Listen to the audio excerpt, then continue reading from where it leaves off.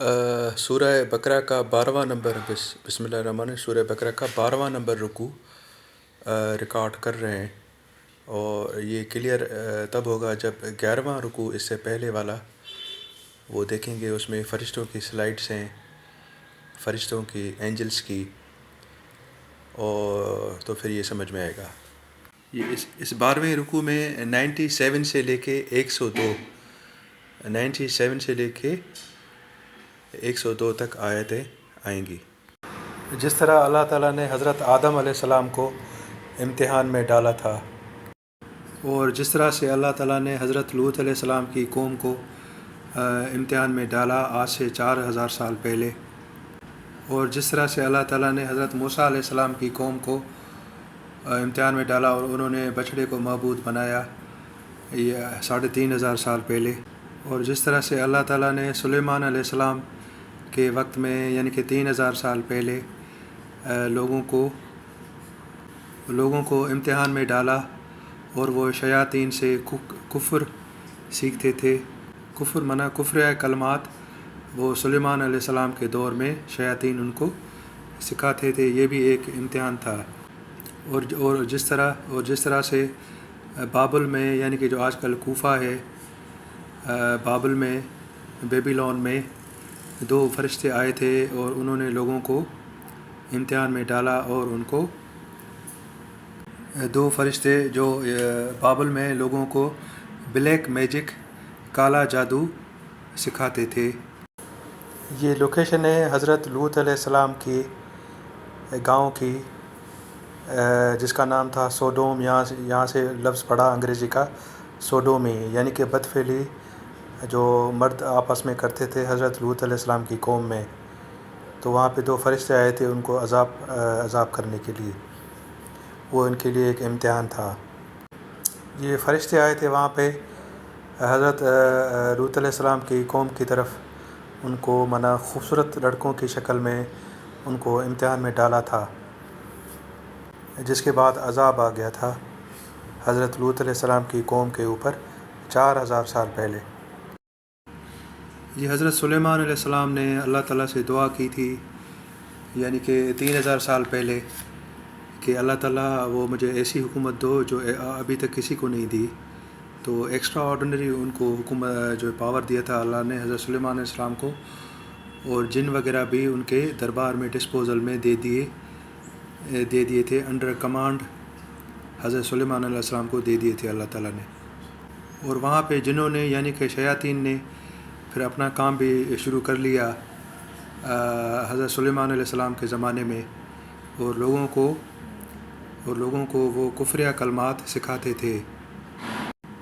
اور یہ بیبیلون بابل کا نقشہ ہے پرانا، جہاں پہ یہودی تھے، آگے تھے یہاں پہ، تو جو ہے یہاں پہ بھی 2 فرشتے آئے تھے، اللہ تعالیٰ نے بھیجا تھا ان کو، اور وہ یعنی کہ امتحان میں انہوں نے ڈالا وہاں کے جو ہے بابل کے لوگوں کو، اور وہ ان کو کالا جادو سکھاتے تھے، ان کی ٹریننگ دیتے تھے، اور ٹریننگ دینے سے پہلے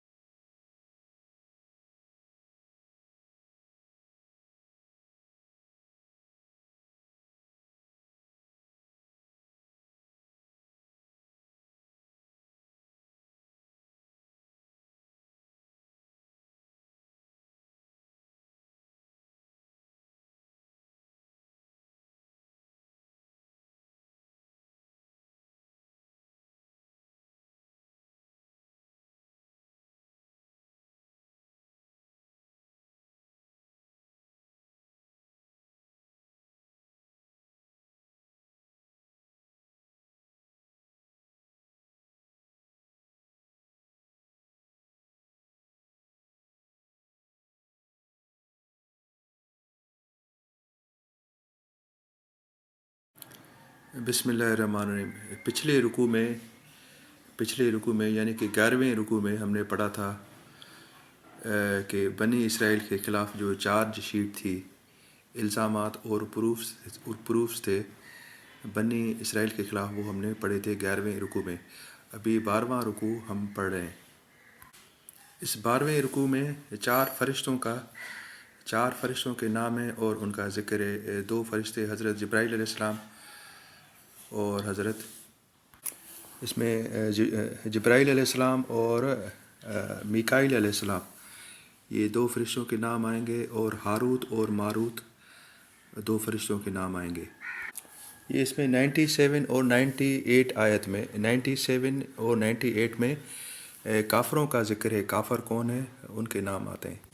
یہ ہمیں یاد رہے کہ پچھلی رکوع میں بنی اسرائیل نے اعتراض کیا تھا 2 فرشتوں پہ، جبرائیل علیہ السلام پہ اور میکائیل علیہ السلام پہ۔ بنی اسرائیل والوں نے اعتراض کیا تھا ان فرشتوں پر، اور اس کی اعتراض کی وجہ بھی ہم نے پڑھی تھی پچھلی رکوع میں۔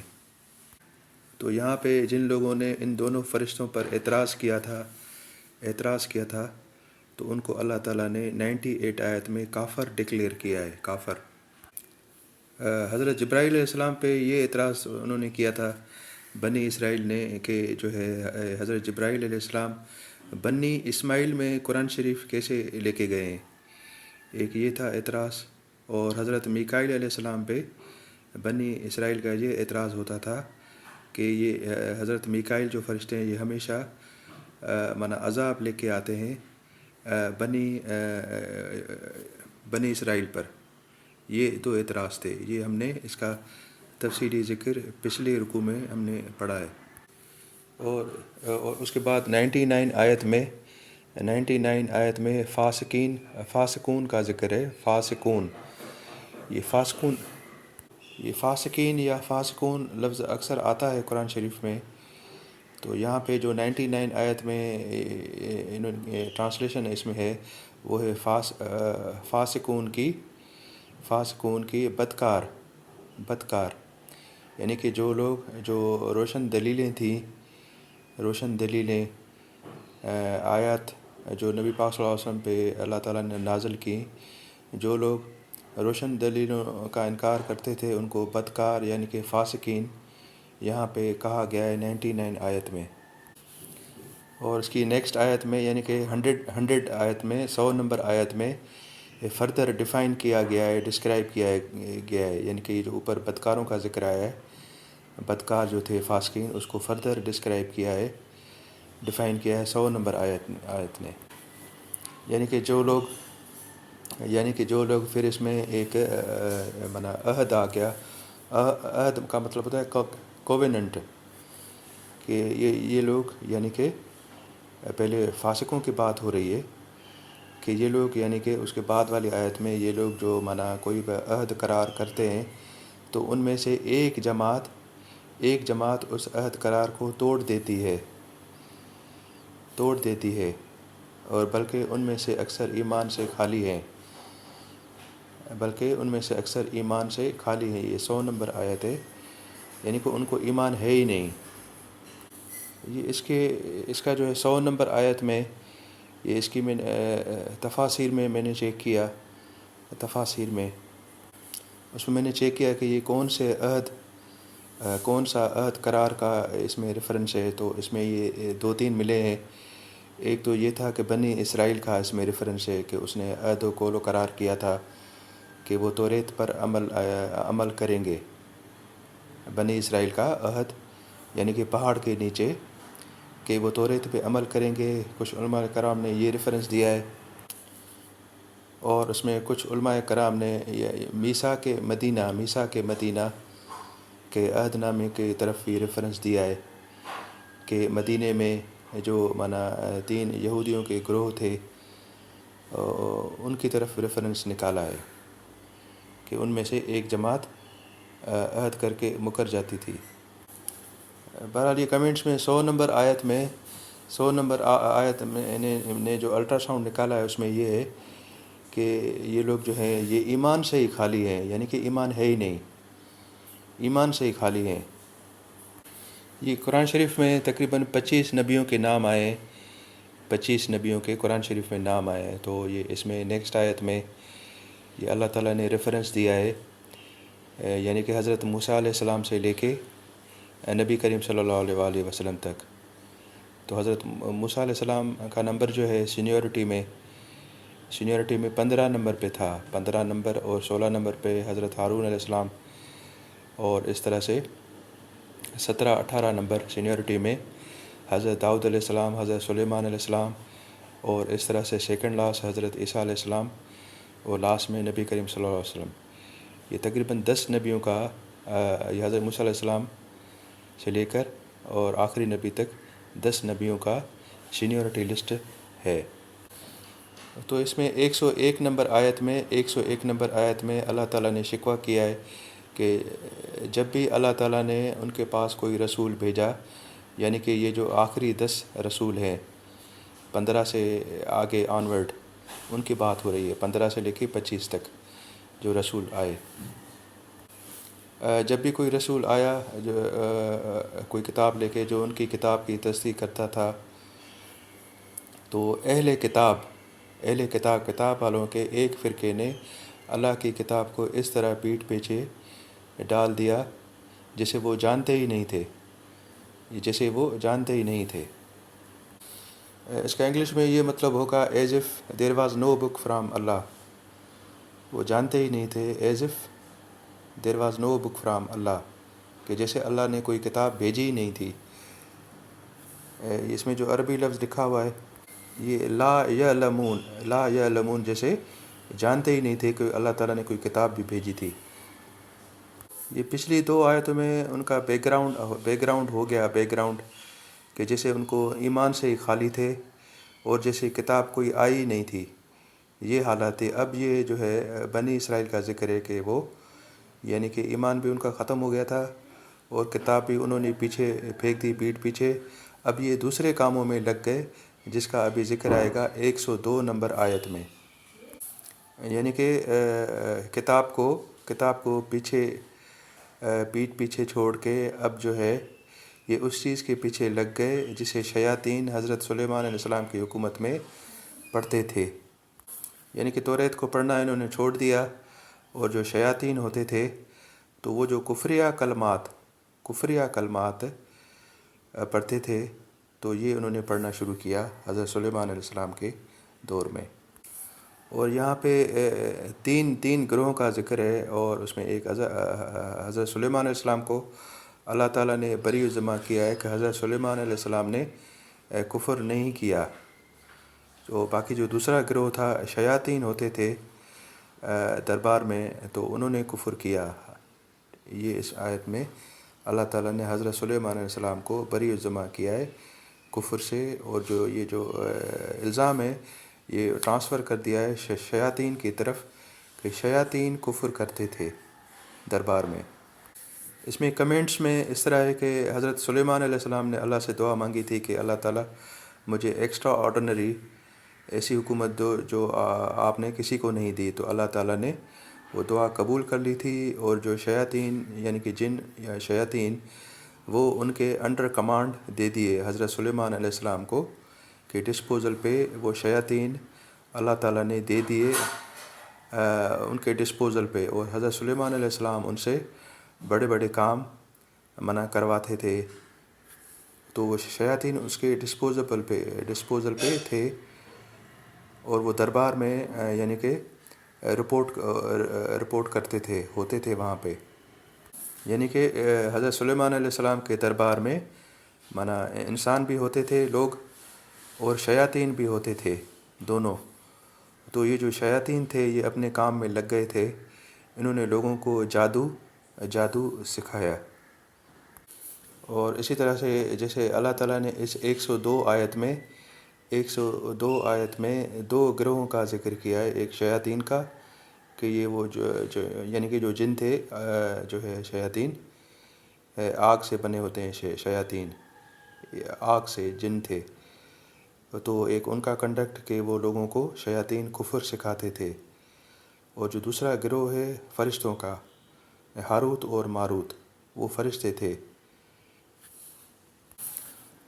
وہ فرشتے تھے، اور وہ جو ہے یہ دو فرشتے، یہ دوسرا گروہ ہو گیا. ایک شیاطین کا ہو گیا ڈسکس کہ شیاطین لوگوں کو کفر سکھاتے تھے، اور ابھی یہ ذکر ہو رہا ہے دو فرشتوں کا جو بابل میں یعنی کہ بیبیلون میں، جو آج کل کوفہ ہے عراق میں، وہاں پہ دو فرشتے یہ آئے تھے. اور یہ دو فرشتے بھی دو فرشتوں نے لوگوں کو وہاں پہ بابل میں لوگوں کو امتحان میں ڈالا، اور ان کو یہ یعنی کہ جو ٹریننگ شیاطین نے یروشلم میں لوگوں کو دی، کفر لوگوں کو سکھایا. اور اسی طرح سے یہاں پہ ابھی بابل میں جو دو فرشتے آئے تھے، انہوں نے بھی لوگوں کو امتحان میں ڈالا اور ان کو کفر یعنی کہ جادو سکھایا. مگر سکھانے سے پہلے لوگوں کو انہوں نے نوٹس دیا کہ ہم لوگ آپ کے لیے آزمائش ہے. اور آزمائش کو سمجھنے کے لیے ہم نے شروع میں سلائیڈیں ڈالی ہیں ایک پورا کہ حضرت آدم علیہ السلام سے پورا آزمائش کا سلسلہ، حضرت لوط علیہ السلام. یہ پہلے 3 منٹ میں جو شارٹ کلپ ہے، اس میں پہلے 3 منٹ میں ہم نے پورا یہ جو امتحان جو تھے حضرت آدم علیہ السلام سے لے کے حضرت لوط علیہ السلام سے لے کے آنورڈ ہم نے پورا ذکر کیا ہے اس میں. تو اسی طرح سے یہاں پہ بابل میں تقریباً جو ہے تقریباً 2500 سال پہلے 2500 سال پہلے دو فرشتے یہ اللہ تعالیٰ نے بھیجے تھے عراق میں، اور جن کا نام تھا ہاروت اور ماروت. یہ دو فرشتے تھے.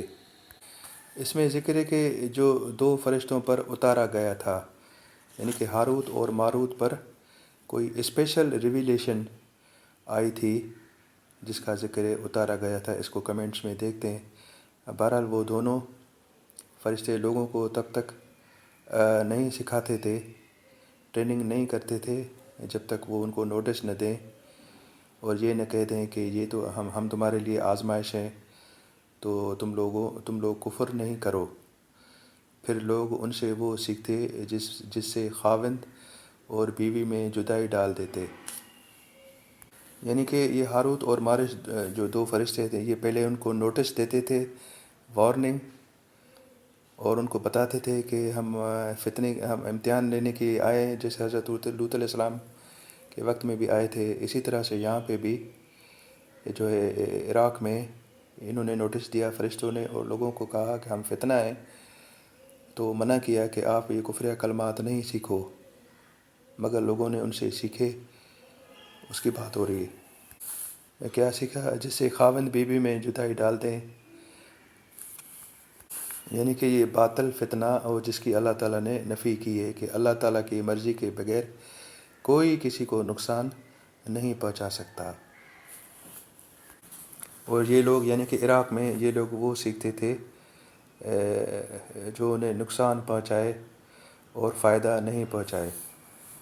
اور وہ لوگ یعنی کہ عراق میں وہ لوگ بخوبی جانتے تھے کہ جو یہ ٹریننگ سیکھے گا تو ان کا آخرت میں کوئی حصہ نہیں ہے.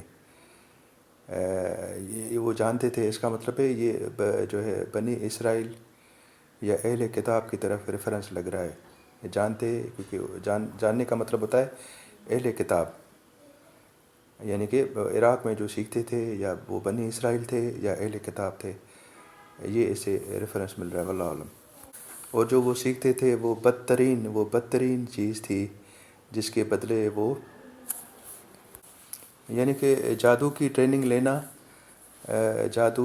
لینا اور میاں بیوی میں جدائی کرانا، یہ بدترین چیز تھی جو عراق میں لوگ یہ سیکھتے تھے. انہوں نے بدترین چیزیں سیکھنے کے لیے اپنی جانوں کو فروخت کر دیا. کاش یہ جانتے. یہاں پہ کاش یہ جانتے کا یہ لگ رہا ہے کہ یہ آخرت کی طرف اشارہ ہے کہ آخرت میں ان کا کیا انجام ہوگا. کاش یہ جانتے کہ کتنا برا کام ہے یہ جو ہے میاں بیوی میں جدائی کرنا، یا یہ جادو کی جو ٹریننگ لینا جو عراق میں فرشتے آئے تھے، کتنا برا کام تھا. باقی کمنٹس دیکھتے ہیں کہ اللہ نے کیا نازل کیا دو فرشتوں پر، یعنی کہ اللہ تعالیٰ نے ہاروت اور ماروت پر کیا نازل کیا، وہ کمنٹس دیکھتے ہیں. اس کو کمنٹس میں چیک کیا تو یہ جو اللہ تعالیٰ نے 2 فرشتوں پر اتارا، اللہ تعالیٰ نے جو فرشتوں پر اتارا، ان میں کمنٹس میں علماء کرام نے لکھا ہے کہ اس میں یہ ایک مقصد ہو سکتا ہے کہ اللہ تعالیٰ دکھائے معجزے اور جادو میں فرق، معجزے اور جادو میں فرق اللہ تعالیٰ سکھائے، ایک یہ مقصد تھا۔ اور دوسرا یہ کہ جو بنی اسرائیل وہ جادو سیکھنے میں ٹوٹ پڑے، کیونکہ اوپر کی آیت میں ذکر آ چکا تھا کہ انہوں نے اپنی کتاب کو پیٹھ پیچھے چھوڑ دیا، تو یہ دوسرے کاموں میں لگ گئے۔ اور ہم نے شروع میں بھی سلائیڈوں کے ذریعے سمجھایا ہے کہ وہ کس طرح سے ایک امتحانوں کا سلسلہ تھا، حضرت آدم علیہ السلام سے لے کے حضرت لوط علیہ السلام تک، یہ اللہ تعالیٰ کس طرح سے فرشتے بھیجتا تھا لوگوں کا امتحان لینے کے لیے، یہ بھی ہو سکتا ہے۔ یعنی کہ ایک شیطانی ٹریپ تھا کہ جو ایک ہاؤس ہولڈ ہوتا ہے، میاں بیوی میں جدائی کرنا، ہاؤس ہولڈ ایک معاشرے کا بنیادی یونٹ ہوتا ہے، اس کو توڑنے کی شیطان نے کوشش شیطان کرتا تھا، تو وہ فساد کے زمرے میں آتا ہے، تو اس لیے ان کو امتحان میں ڈالا گیا۔ یہ اس میں اوپر 2 آیتوں میں ایک ذکر تھا کہ وہ مانا جانتے تھے، ٹھیک ہے، ایک کہ وہ جانتے تھے، پھر اس میں بعد میں ذکر ہے کہ کاش وہ جانتے۔ یہ جو ہے یہ تھوڑا کلیئر نہیں ہوا، یہ ہم واپس علماء کرام کی طرف ریفر کرتے ہیں کہ وہ انشاءاللہ۔